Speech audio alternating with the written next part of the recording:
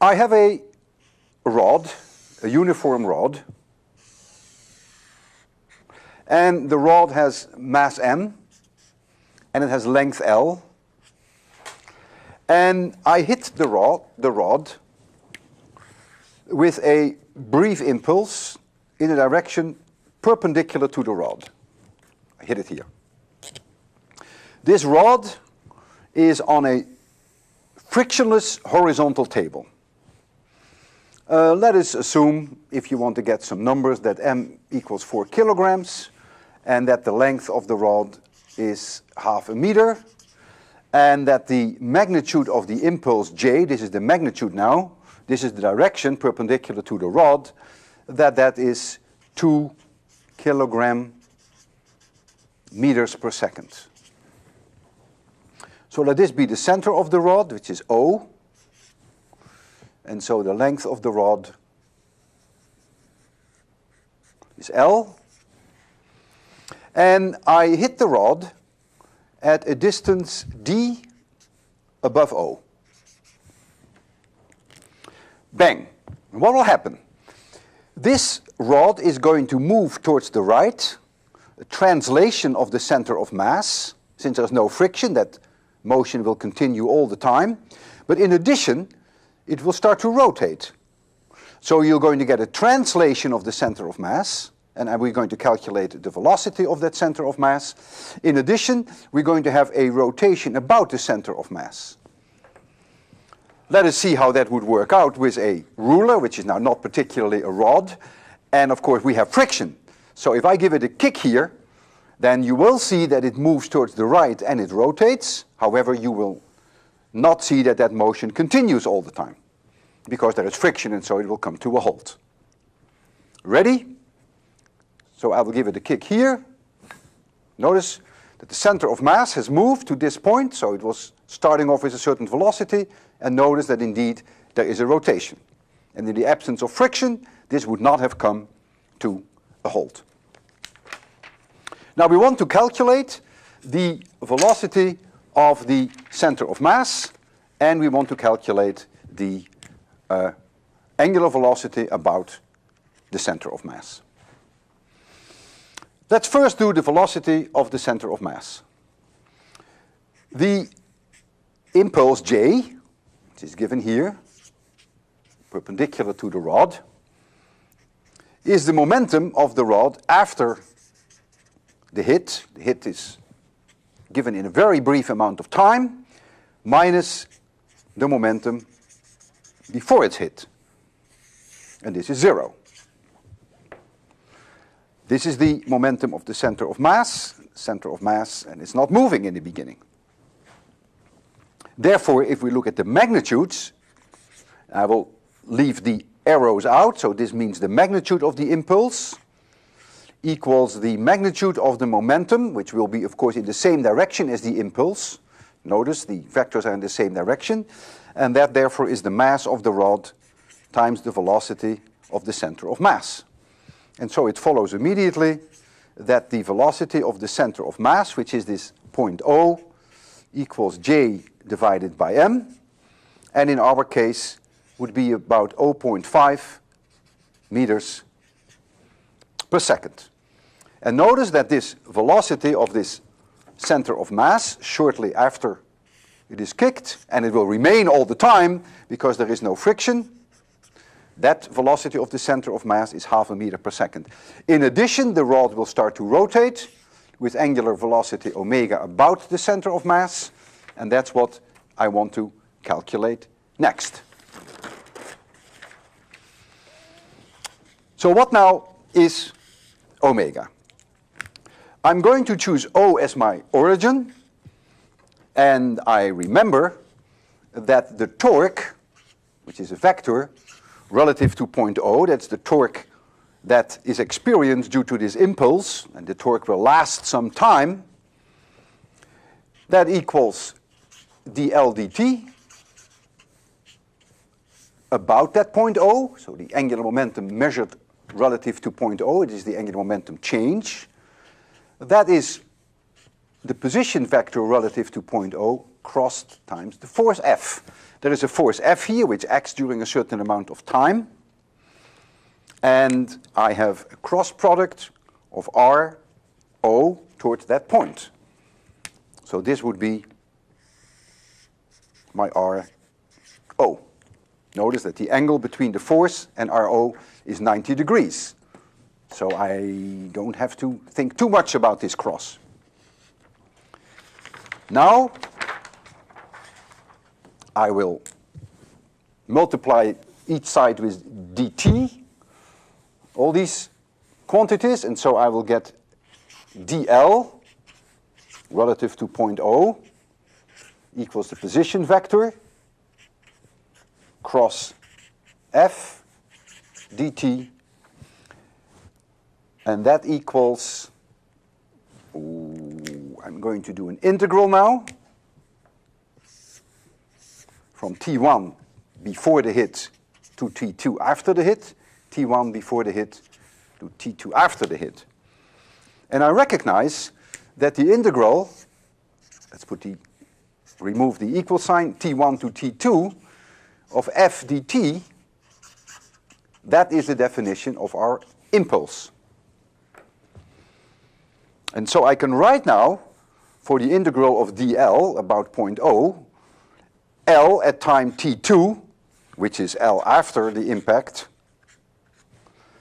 minus L at time t1, which is L before,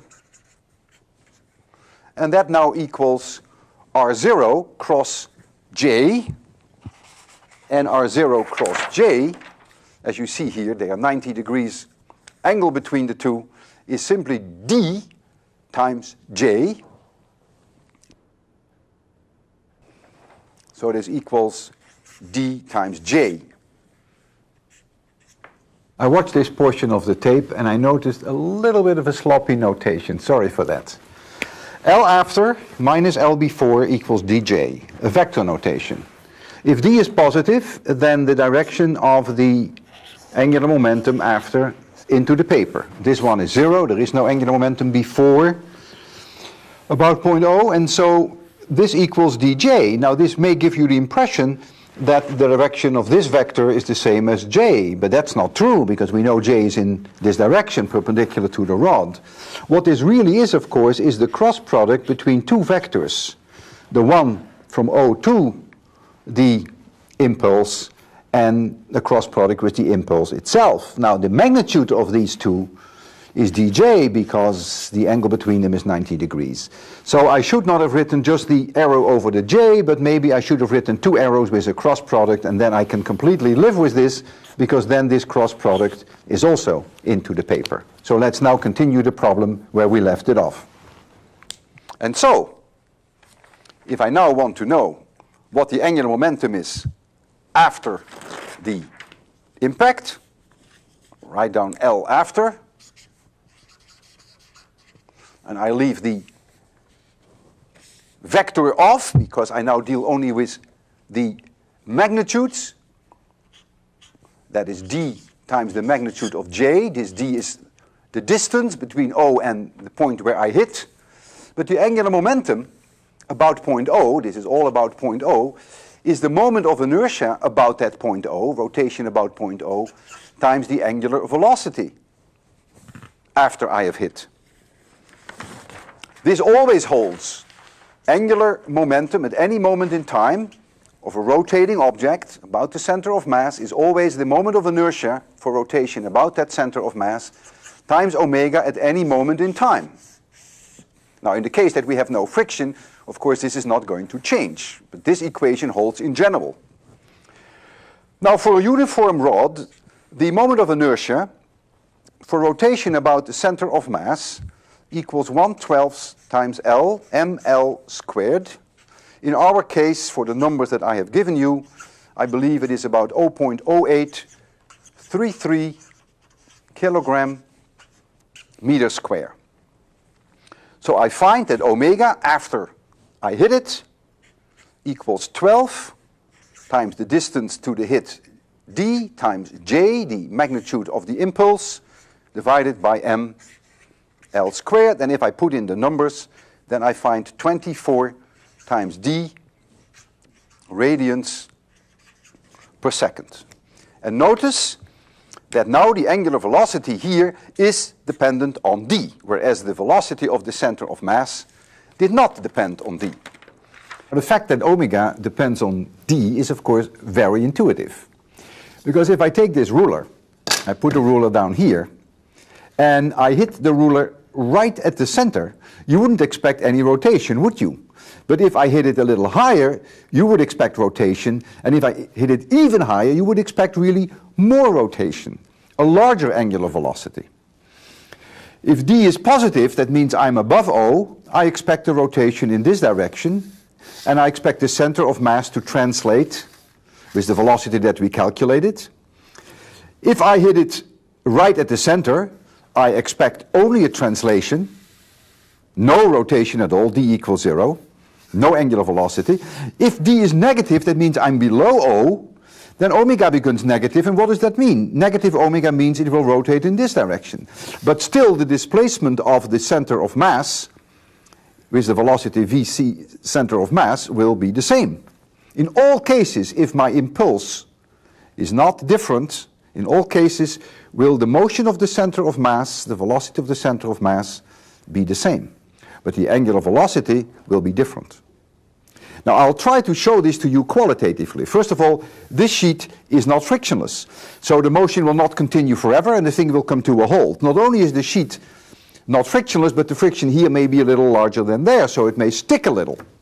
But I will try anyhow to make you see qualitatively the effect of the translation motion of the center of mass, which is near the 6 on the ruler. You can't see the 6, but this is the middle of the ruler.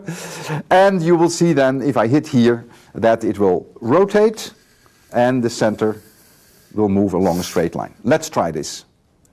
There we go. Notice the center of mass translated from here to here. It came to a halt because of friction and it rotated. If I would hit it with the same hit, which is hard for me to do, a little higher, I expect more rotation. If I hit it lower, I expect less rotation, which is exactly what you see. Friction makes it come to a halt. If I'm lucky and I could hit it right at the center of mass, which of course is very difficult, then you would only see this motion. Now I hope you realize that there's no way I can do that. I will always be close to the center of mass, but not exactly at the center of mass. So let me try that. Now you see I was very close. There was almost no rotation. And so d was very close to 0. Now I will clearly go for negative value for d, and so the rotation will be like so. I will hit it below d, and you see exactly the center of mass moved translation, and the rotation was like this, counterclockwise. And if I hit it very low, then I get a larger rotation in the same amount of time, because the angular velocity now is larger. Well, even though these demonstrations were rather qualitative, I hope they were useful, gave you some insight in the physics, what's happening. If d equals 0, it is intuitive that omega equals 0. It's obvious. If d, for instance, if I put in a number, were 0.1 meters, then omega would be 2.4 radians per second. And if d were the maximum value possible, 0.25 meters, then omega max in our case would be 6 radians per second. And if d were negative, that means I hit it below the center of mass. So I would hit it here, then omega will have a different sign, omega will be negative, and I will get a counterclockwise rotation. Omega will be in this direction. Now let us wait 10 seconds and ask ourselves the question, what is the motion of this object in 10 seconds? Well, the center of mass has moved in terms of translation, that means moved with constant velocity to the right, 0.5 meters per second for 10 seconds, so that is 5 meters. The object has rotated about the center of mass. Let's call that over an angle theta. So the rod is first like this, and a little later in time, the rod is like this. The center of mass has moved over a certain distance, and the rod has moved over an angle, let's call that angle theta. Then theta equals omega t, this is the center O, center of mass. And we know omega. If we take, for instance, the case that it is that d equals, oh no, we haven't taken d yet. Omega is 24d, so we have 240d in radians. And so if you took d equals 0, notice that theta equals 0. That's immediately obvious, because if I hit